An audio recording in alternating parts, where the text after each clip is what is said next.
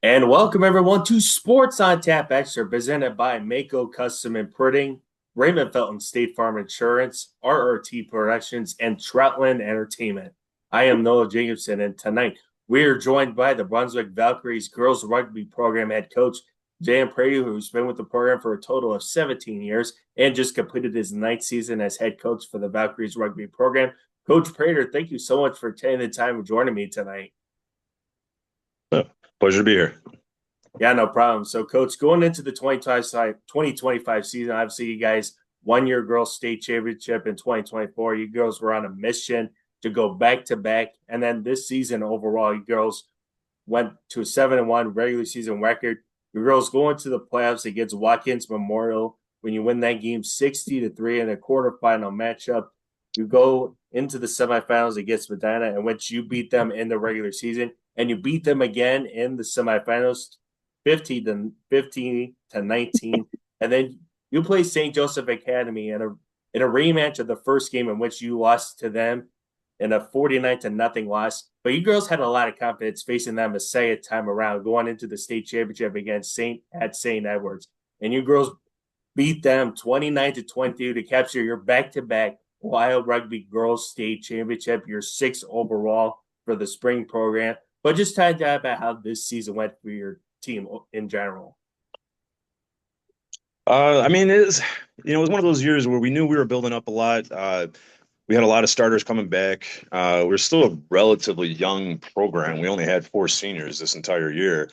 So knowing that, it was kind of a toss up how we were going to do. We played well at the very beginning. We went to North Carolina for a tournament early March, but we weren't even outside yet. So we just went down there and just played games.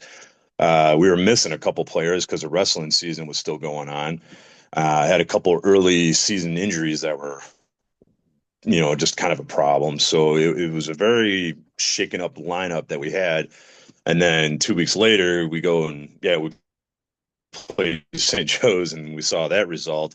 And that was kind of our, I don't want to say wake up call. We knew what we had to do, but that was definitely the punch in the gut that set the tone for the season because we saw a lot of things we saw in video that we had to do, we had to fix. Sorry, but we have a special guest over here. um, but we had a lot to work on as far as our defense goes, tackling. We had a lot of position changes that needed to be corrected. Ball handling. We had a lot of drops. It was one of those things where it's just like, oh man, where do we start? How do we correct this? And it was a lot to take in all at once, but it's like, all right, we got to hammer these things down. Let's just pick one item, correct it, move forward, pick the next thing. So like I said, that kind of set the tone for the season with, a couple of positions we had to fix. We had a lot of bodies moving around the line. Every game we played, I'm almost positive we didn't have the same lineup, the 1 through 15, as the week prior. It was almost every single week we were trying, players at different positions. We had, our fullback moving to scrum half. We had a center moving to fullback. We had wings moving around. I think one girl went from the back line to the forwards in the pack. At least one, probably two. Girls in the pack being shuffled around. So there's a lot of movement, and every single game that we had was with purpose. We were still doing well, but it basically came down to St. Joe's. That's what we knew we had to beat. And here's what we had to do. So it was just finding those players and where they excelled and all that. So every single game, we were moving bodies, checking things, watching film. And once we finally got the playoffs, then it was, like we're like, all right, I think we got it. I think we're looking really good. Let's go to playoffs and, let's go after St. Joe's. Yeah, definitely. And talk about your girls' confidence going up against St. Joe's and how that loss really set the tone for your team going up against them a second time this season. Yeah, it was I tell you what, like I've had years in the past where, my girls have gone into the season as a whole pretty confident with with how they were going to do, how they were going to play. Um, this year, the confidence at the beginning is like, everybody's excited, they're happy to play. But there was a shift at end of April, very early May, where it just seemed like a light switch. It just seemed like everything clicked and everybody was eager and hungry and ready. The mentality of practice and the confidence with way they're playing and our offense and our defense, like just everything. It just seems so like it just seemed like a completely different team, you know. Um, so yeah, to know that we were training for that end goal to go to the finals to play St. Joe's, um, despite what happened at the beginning of the year, I think really speaks a lot to these girls as a whole because they their goal was in front of them. They knew what they had to do. They knew what happened last time, but they still just faced that, just squared up, went right after it, didn't hesitate. There was no fear. Even game day, if they were nervous at all, they did not show it. You know, they maybe they had it hidden or they were talking about with each other, but walking on getting ready in the parking lot, walking on the field, getting ready for kickoff, right to our very first, we scored first. So it's just like right away, it's like, oh, this is, you compare the team from June to the team back in March, and it's just same jersey, completely different team. Same girls, same jersey, but man, it just the mentality, the way they're playing, the attitude, everything was just at a whole different level. Yeah, definitely. And even talk about some of those girls players who really made a big impact for your team this season.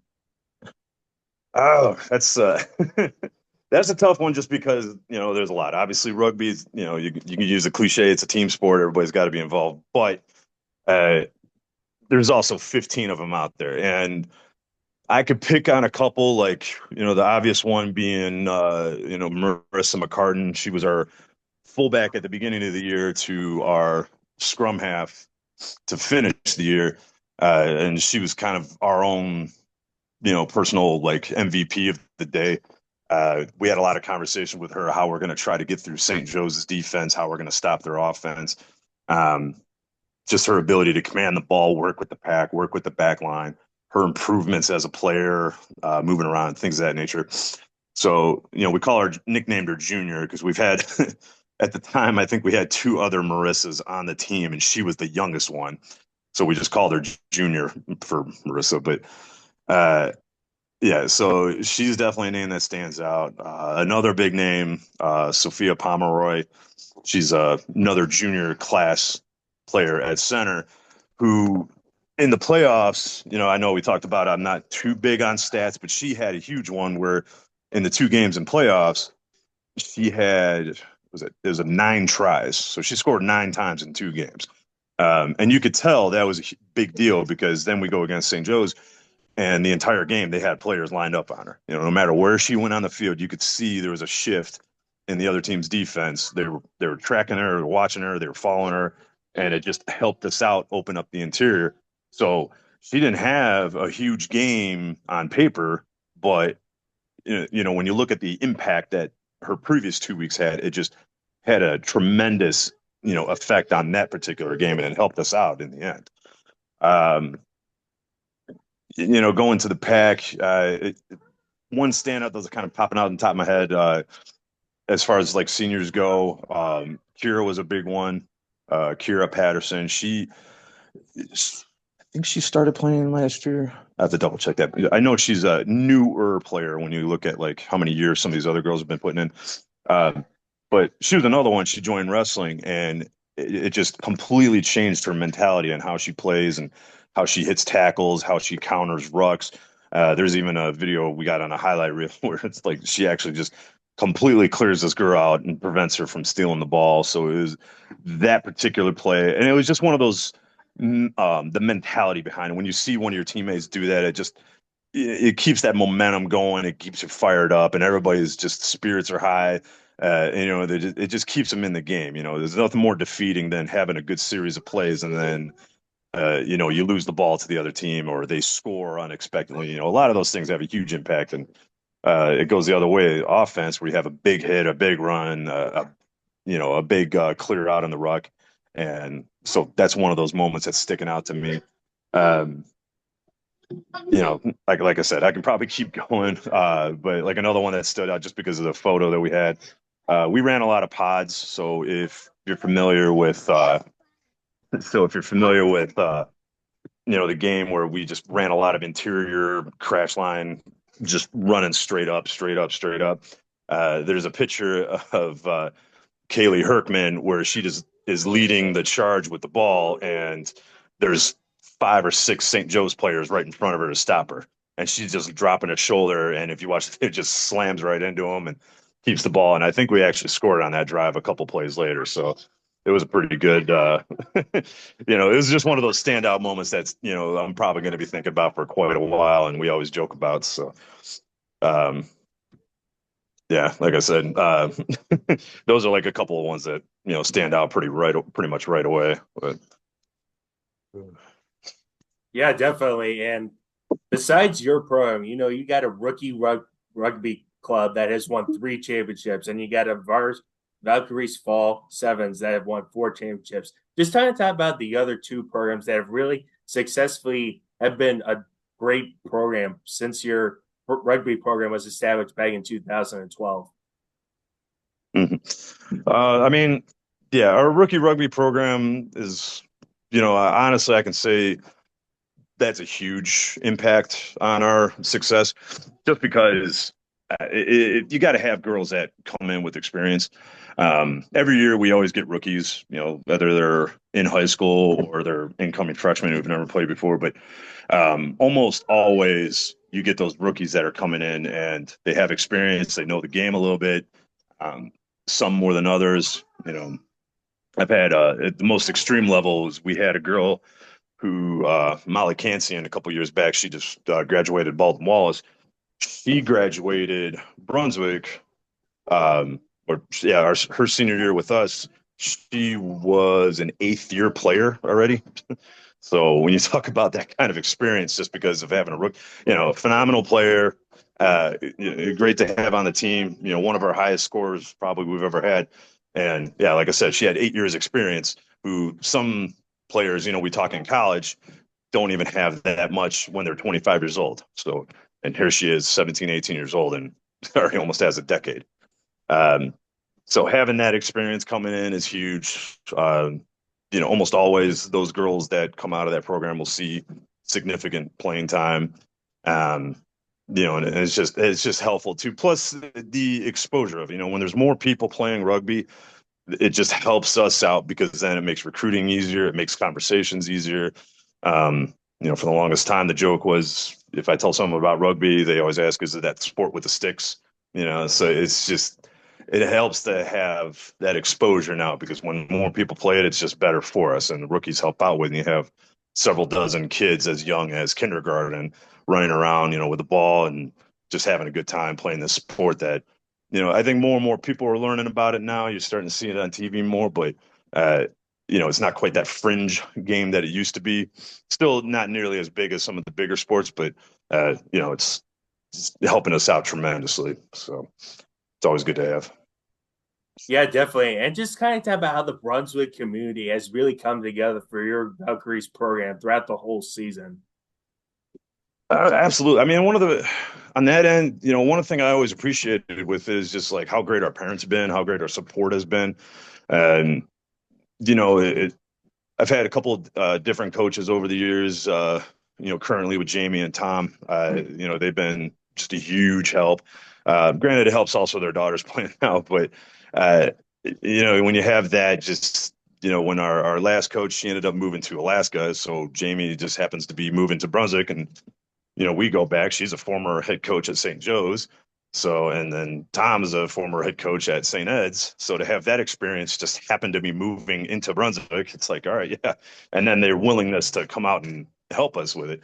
That's tremendous. It just speaks for, the enthusiasm that the community has during our fundraising and events. And then even if you come to our games, people commented not just on our game against St. Joe's, but just having the crowd we did. I mean, it's St. Ed's, it's not a huge stadium, but it was still what looked to be a sellout crowd. There was over 500-600 people there, which normally we don't. We'll still get decent amount of turnout at games, even if they're far away. But just to have that many people there was, tremendous for us. So we just did our parade, the Brunswick Community Parade last Sunday, and I couldn't believe like how many people were just wishing us congratulations. Like, I didn't even know if they knew who we were or anything, but they were, we got signs up and everything, but they were running up to us and telling us congratulations. So people knew about it. And I was like, wow, this is awesome. So to have more and more people in our community just backing us up, it really, it just kind of makes everything just better, easier, better. It keeps you enthusiastic about what you do because, I don't know if it's a known fact or not, but we're all volunteers. We're a club sport, so we're just out here because we love the game, and to see that enthusiasm with the community just, definitely helps keep pushing us forward here. Yeah, definitely. And besides talking about the rookie club program, the fall and springs program, just kind of talk about how the youth rugby program has really come together for your Brunswick community. Uh, yeah, I mean, if like I said, if it weren't for them, we would definitely have a much different experience. I know other teams that don't have rookie programs, or if they do, they're not nearly as established. Like we got a boys team, a girls team. For the tackle level, we have kindergarten through sixth grade is flag. So, we got great coaches that are helping us out throughout all that to not only just, be present and coach, but also to, participate in the events that we do with the parades or the fundraising we got going on. So again, to have, those coaches just trying to work with these kids and keep them out and, playing. Um, they've had a couple. They've had some pretty good success as well. I know they've had a couple qualifiers in the. I think it's the city championship and then the state championship. A couple state titles on their belt as well. So it's not even just having participating, but they've also been very successful as well. And many of those kids have gone on and are now playing in college. Who they might not have had that opportunity from just being a regular student or playing another sport where suddenly they come out and play rugby when they're 12 years old and now they're off at, Wheeling or Adrian College or St. Bonaventure taking a significant portion of their tuition and now it's being paid to play a game that they were just introduced to back, when they're in middle school or something. So yeah, it's always tremendous to have that. And plus now, those boys and girls, they grow up to be adults and then they come back and I've had several conversations just today where I have alumni coming back to help us in our camp that we have in a couple weeks. So, not only are they going on, but then they're coming back, you know, was like 12, 15 years later, they're coming back to help out. So it's always great to see that. Well, Coach, I can't thank you enough for taking the joy and joining me out of your night. Again, Mhm. congratulations on another great rugby girls season on winning a back-to-back Ohio Girls Rugby State Championships. It says a lot, and it says a lot of how you girls are going to have a lot of confidence going into the 2026 season. So again, thank you so much for taking the time and joining me to talk about your rugby program.